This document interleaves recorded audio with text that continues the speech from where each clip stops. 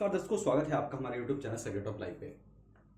आज की वीडियो में हम बात करेंगे धनु राशि के लिए शनि जो कि 12 अप्रैल से यहाँ उदय होने जा रहे हैं और साथ में सूर्य जो कि 14 अप्रैल से यहाँ मेष में उच्च के होने जा रहे हैं। कैसे ये दो बड़े परिवर्तन 12 अप्रैल के बाद से, स्पेशली 14 अप्रैल के बाद से आपके जीवन में सब कुछ बदलने के संकेत दे रहे हैं। स्पेशली सूर्य का भी उच्च का होना जो आपका भाग्यश है, कैसे इसमें बहुत अच्छी स्थिति के योग आपके लिए बन रहे हैं, जो आपके लिए बहुत अच्छे संकेत दे रहे हैं चीजों को होने की। तो आप इसका कैसे पूर्ण लाभ भी ले सकें, किन बातों का ध्यान रखें जिससे ये दो ग्रह की अवस्था से आपको बहुत अच्छा लाभ मिले, और साथ में कुछ रेमेडीज की भी हम चर्चा करेंगे। ऑफ कोर्स वीडियो काफी इंपॉर्टेंट रहेगी, आप लास्ट तक देखिएगा। देखिए, सबसे पहले बात करूं शनि उदय की, यहां से शुरू करते हैं 4th हाउस से।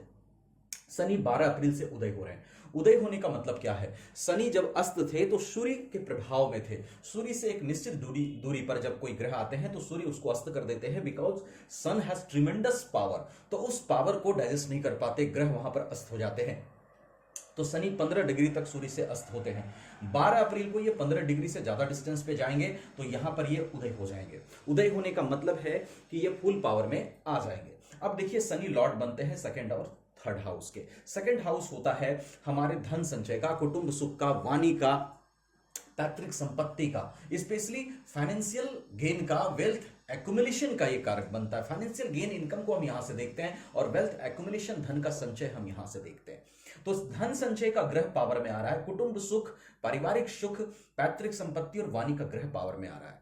और साथ ही 3rd हाउस प्राकर्म का, पब्लिक डीलिंग का हाउस, उसका मालिक पावर में आ रहा है। अंतर कहां कहां पढ़ने के योग बनेंगे, ढैया पे भी चर्चा करूंगा। कुछ लोग ढैया के बारे में कंफ्यूजन रखेंगे, मैं उस पर भी बताऊंगा। पहले देखिए, जो पावर में आ रहे हैं तो 2nd हाउस और 3rd हाउस आपका पावर में आएगा। धन संचय की स्थिति बढ़ेगी, धन संचय के लिए आप जागरूक होंगे। परिवार में अगर आपका आर्गुमेंट्स वगैरह चल रहा था तो वो सॉल्व होगा और आपको अच्छे निष्कर्ष वहां पर निकलते हुए दिखाई देंगे आने वाले समय में। कुटुंब सुख की स्थिति बेहतर बनेगी। अगर विवाह वगैरह होने के चांसेस हैं तो इस दरमियान, इसके उदय को होने के बाद विवाह वगैरह होने के चांसेस भी आपके घर में बढ़ेंगे। वाणी आपकी प्रखर होगी, अपनी आवाज से, वाणी से आप चीजों को डील करने में सक्षम होंगे। 3rd हाउस के लॉर्ड है प्राकर्म, आपका बेहतर होगा शनि के उदय होने से।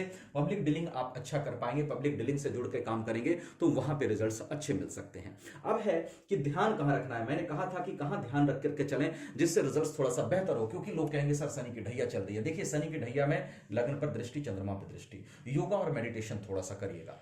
अनुलोम विलोम और भ्रामरी प्राणायाम, ये दो चीज जरूर करें, क्योंकि चंद्रमा मन सो जाता है। चंद्रमा हमारा मन होता है, शनि मन को डिस्टर्ब करते हैं ढैया में।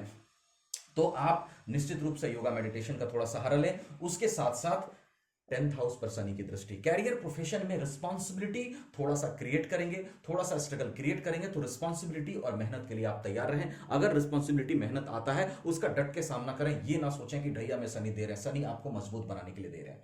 शनि की दृष्टि 3रे भाव पे, आर्गुमेंट से बचिएगा। अपोनेंट को आप साइलेंटली डील करने की कोशिश कीजिए, क्योंकि लग्नेश भी आपके गुरु हैं। तो आप अगर आध्यात्मिक चीजों के माध्यम से अपोनेंट को डील करते हैं तो ज्यादा अच्छा। इसका मतलब है कि ईश्वर में समर्पण रखते हुए आप ये चीजों को करिए कि अगर इंसान थोड़ा बहुत आपके लिए कुछ गलत कर रहा है तो आप ईश्वर पर वो चीजें छोड़ दीजिए कि तुम डील करो। अगर कोई ज्यादा गलत कर रहा है तभी आप उसको जवाब दीजिए। तो अपोनेंट को भी थोड़ा सा साइलेंटली डील करने का प्रयास कीजिए। ये अगर आप करेंगे तो ढैया का नेगेटिव इफेक्ट कम रहेगा और ये जो 2nd 3rd हाउस का रिजल्ट्स बोले वो आपको बेहतर मिल सकता है।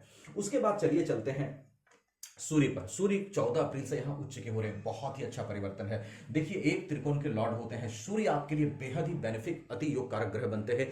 क्यों? क्योंकि ये 9th हाउस के लॉर्ड होते हैं। 9th हाउस हमारे धर्म का होता है, भाग्य का होता है, कुछ अर्थों में पिता का भी होता है।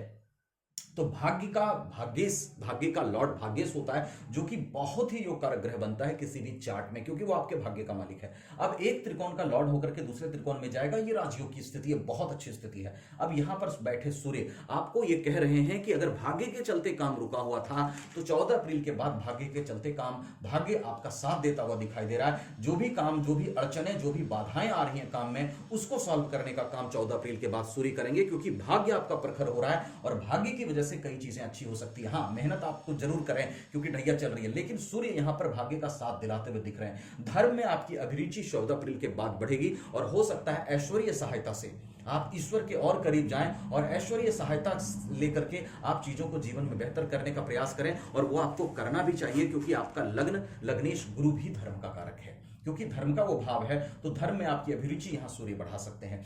तीसरी चीज क्या है, लॉन्ग डिस्टेंस, कुछ डिस्टेंस भी हो सकता है, कुछ यात्राएं हो सकती हैं 14 अप्रैल के बाद जो आपके लिए फ्रूटफुल हो सकती है। चौथी चीज यहां पर संतान ज्ञान का यह हाउस है, यहां पर सूर्य इंटेलिजेंस देते हैं, तो नॉलेज में भी कहीं ना कहीं बेनिफिट मिलता हुआ दिखाई देगा। इस स्थान पे आपका नॉलेज इंक्रीज करेंगे सूर्य। भाग्येश आपका संतान भाव से जुड़ा है, संतान से आपका तालमेल बेहतर होगा और संतान के माध्यम से भी भाग्य आपका कहीं ना कहीं उदय होगा और आपका साथ भाग्य दे सकता है। लव लाइफ का यह हाउस है, थोड़ा सा लव लाइफ पे ध्यान रखिएगा, क्योंकि मैंने कहा था कहां ध्यान रखना उस पर भी चर्चा करूंगा। सूर्य यहां बैठे हैं, आप लव लाइफ में आर्ग्यूमेंट से बचिएगा। बाकी सब चीजों में जो मैंने बताया सूर्य आपको बेनिफिट देते हुए दिखाई दे रहे हैं। इसके साथ ही देखिए, मैं हमेशा कोशिश करता हूं, अभी बात करूंगा और चीजों पे, मैं हमेशा कोशिश करता हूं कि बहुत कम समय में सारी चीजों को क्लियर करूं, टू दी पॉइंट बता करके। तो चैनल भी सब्सक्राइब मत करना भूलिएगा, चैनल सब्सक्राइब आप जरूर कर लीजिएगा।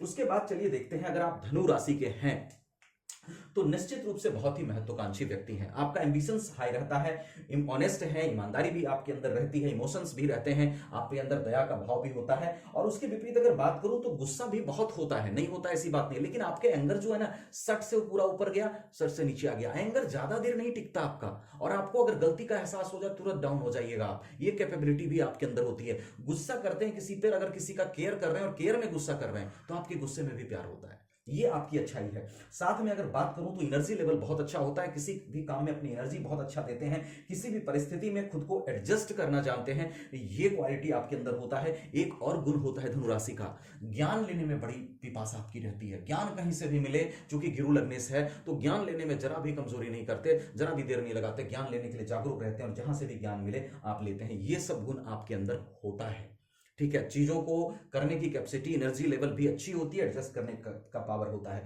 जहां थोड़ा सा ध्यान देना है, नेगेटिव चीजें जो थोड़ी सी होती है, पेशेंस की जरा कमी होती है, घबरा जाते हैं, जल्दी से चीजों को करना चाहते हैं, ये थोड़ा पेशेंस की कमी है, इसको ध्यान रखना है और इसके लिए योगा मेडिटेशन करना है।